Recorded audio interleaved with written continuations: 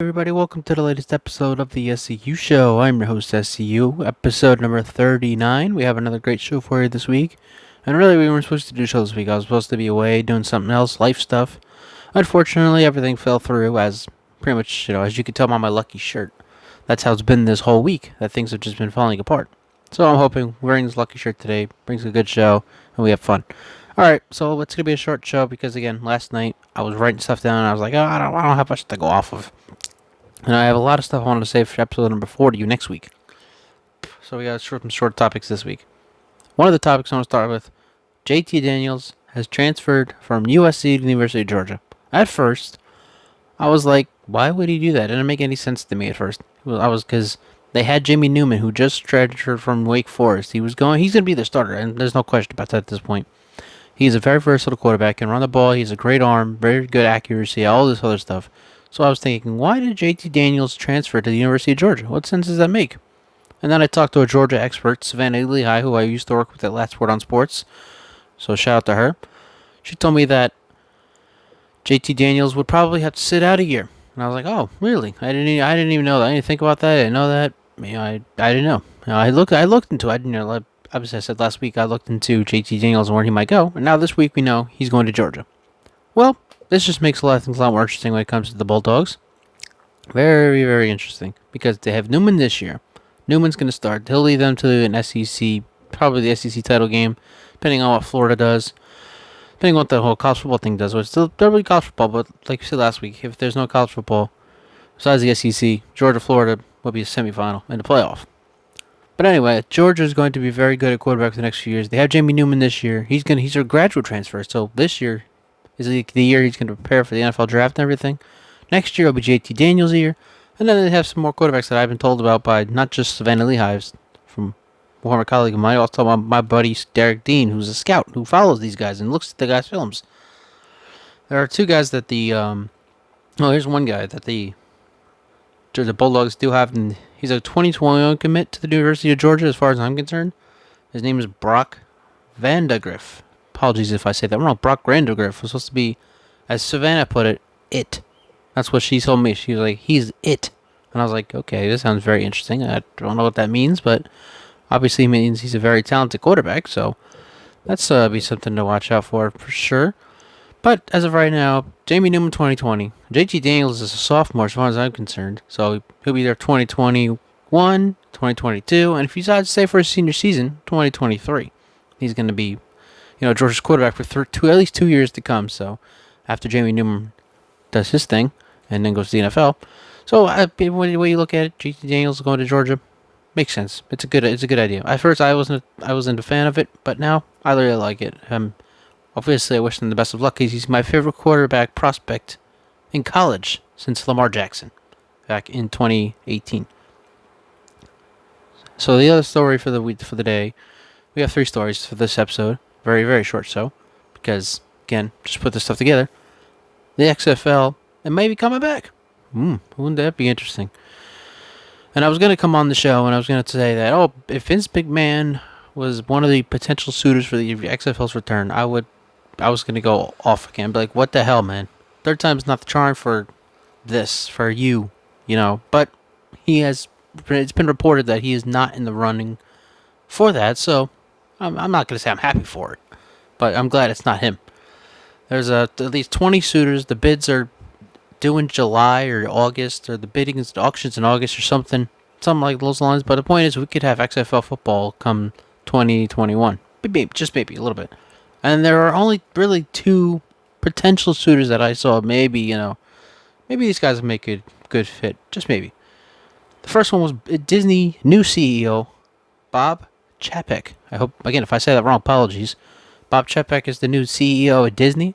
He is currently in talks with the NBA for them to return their season in July or late July, early August, as far as I'm concerned, as far as Wajbom has reported.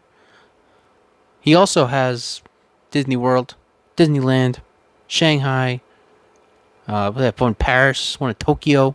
They have all these parks. They make all this money from all these parks. I see no problem with, they have ESPN. They run ESPN. They just bought 20th Century Fox. Disney has all this money. They would be really, and a lot of people seem to agree with this when I said this earlier, but a lot of people would like to see Disney become the buyer of the XFL. Of course, that would not be good for Fox. At least FS1 wouldn't get any games probably, because that means that most games would be on ESPN, because that's how Disney works, because they own ESPN. But either way, if you have a guy like that, like a Bob Chapek, or have Disney running the XFL, I don't see money being that big of a problem. As for probably, obviously Vince McMahon ran out of money somehow with the whole virus thing. Whatever.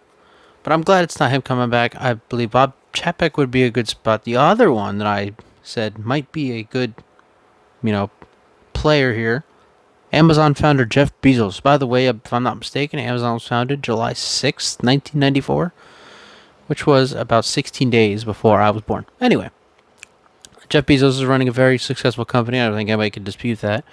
And just seeing him buy the XFL, there was a story out there a long time ago. Well, not a long time ago, but a while ago, that he was going to buy the Washington Redskins. Yeah, I'm pretty sure the XFL would be not. I don't want to say cheaper than the Redskins, but it kind of would be cheaper than the Redskins, because these players would make less. The whole thing would be probably worth less than the Redskins would be. It's hard to believe. But those are two people I think would be great fits to buy the XFL. Either way, I'm hoping the XFL comes back in 2021. And I'm, again, just glad it's not Vince McMahon bringing it back. Just saying. Alright, final topic of the day. Very interesting one. Hopefully this one's a little longer than I'm hoping the show will be. The NBA has proposed two ideas to come back in July and early August at Disney World. Either ESPN's Wild World of Sports in Disney World. Either a 16-team playoff, where you do 1 versus 16, 5 versus 12, 2 versus 15, whatever the case is, you do that. Or World Cup format. I didn't even go into the World Cup format, because when I looked it up last night, it hurt my head. I was like, what? None of this stuff made sense to me. I didn't get it. I was like, what am I looking at? This blows my mind. It just threw me off so much. So I went over the bracket, and I looked up several brackets, and I saw the same thing here. If there was a 1 to 16 playoff seeding, how would this work out? Who would win? Who would play the finals? Blah blah blah, etc., etc., etc. The first matchup would be the Bucks and the Magic. That's a 4-game sweep for the Bucks. The Magic are an okay team. The Bucks are just way too good. The 8-9 would be the Heat and the Thunder. Very interesting matchup, but I do think the Heat are the much better team. The Thunder have some good pieces. They have Chris Paul, they have Steve Adams, but that would be no matchup for the Heat, I don't think. It would be a 5 or 6, probably 6-game series, I would say. The 4 and 13 would be the Clippers and the Mavs, probably one of the most interesting matchups. Clippers would win that one because they have the bigger stars. The Mavs do have Luka Doncic, but that would be no matchup for the Clippers, Kawhi, and PG-13. The 5-12 matchup would be the Celtics and Sixers, Another interesting matchup, but again, I would go with the Celtics, probably in 5 games. I believe Joel Embiid's still hurt, and the Celtics have everybody's there, everybody's good. They're probably the most talented team in the Eastern Conference, so I think the Celtics would win about 5 games there. On the other side of the bracket, you have the 2 and the 15, the Lakers and the Nets. Yeah, the Nets don't have Kyrie, the Nets don't have KD. The Lakers have LeBron. That's a sweep. Jazz Rockets would be the 7-10 matchup. Very interesting one. And the Jazz just lost one of the... I don't have the name here, but the Jazz did lose one of their stars a few weeks ago for the season. He's going to have surgery. So either way, the NBA does come back. He's out for the season, so that's that. Rockets in about 5 or 6. Raptors Grizzlies would be the 3-14 matchup. The Grizzlies do have the Rookie of the Year, Ja Morant. Nobody's disputing that. While everybody's disputing LeBron James and Giannis being the MVP race, there's no disputing that Ja Morant, is the MVP in the not the MVP, the Rookie of the Year. But nonetheless, the Raptors are the Raptors. Despite them not having Kawhi, they are still a very great team, and they would win about 4 or 5 games over the Grizzlies. And the 6-11 matchup with the Nuggets and the Pacers, 6-11. I do have the Nuggets advancing because they're a pretty talented team, and the Pacers have been knocked out of the first round in each of the last 4 seasons. So we move on to the semifinals, or the quarterfinals. Bucks Heat. I take Bucks. To be honest, special player. But the Heat are special, but the Bucks are just a little better. 7-game series. Oh Lord, This is the NBA Finals matchup that I had before. Clippers Celtics in the quarterfinals.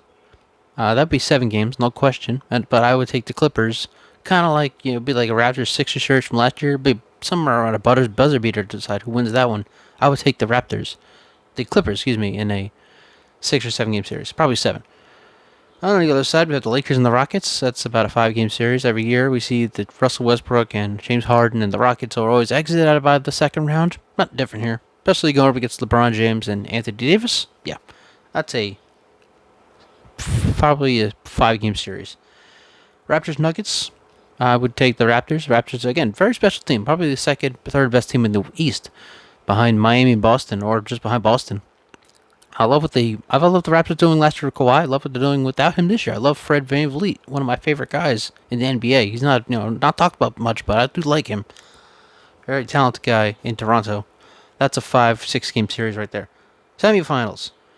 Bucks and the Clippers. Wow, what an interesting matchup, right? That's what everyone wants in the NBA Finals. If there was the season had not stopped, that's what everyone would have wanted. Yeah, I would take the Clippers. 6 games. They have a better team around them. The Giannis doesn't have any help. He'll have beaten 2 more mediocre teams than the Clippers. He wouldn't be no matchup for the. He would be no matchup for the Clippers. Anyway, and on the other side, we had the Lakers and the Raptors. A very interesting series. What an interesting series semifinal that would be. I would take the Lakers in 7. No question. That does not go 6. That goes 7. Because the Raptors will not be so inferior to LeBron James and Anthony Davis. There's no way. And then the finals would be an all-Western Conference, all-LA matchup between the Clippers and the Lakers. I'll take the Clippers. I've said that earlier. If they had met in the Western Conference Finals in an actual regular NBA season, I would have taken the Clippers. I would take the Clippers here as well. There's no reason not to, right? I'd take the Clippers in a 7-game series, no question. So there you have it. I would pick the Clippers to win it all in a 16 seed NBA playoff format. The World Cup thing just threw me off. I just had no idea about that. I was like, what? Just split into groups and play each other this amount of times. Like, what? This is confusing. I didn't understand it. It threw me off. So I didn't even touch it. It was like, no, it's not happening. By the way, I gotta give a birthday shout out to my coworker at Olive Garden, Brett. Happy belated, Brett. I know I saw you guys on Instagram. All the other Olive Garden coworkers were partying it up out there. So this is my birthday shout out to you. I know you and I have talked sports before a little bit here and there. You, me, and Nick, our manager. I just want to wish you a happy belated, brother. I will see you soon. I am off for the next few days. And with that, we are done. Again, short episode this week, but we will be back next week. We're going to be absolutely loaded next week because we have 3 segments in one. What shall we have for you next week? Episode 40 coming to you next Friday. I hope you enjoyed this episode, though. Thanks for watching. Thanks for listening. We are available on Anchor, Spotify, and the I-95 Sports Network at i95sportsnetwork.com. Thanks for everybody for watching. Thanks for listening. This has been another episode of the SCU Show.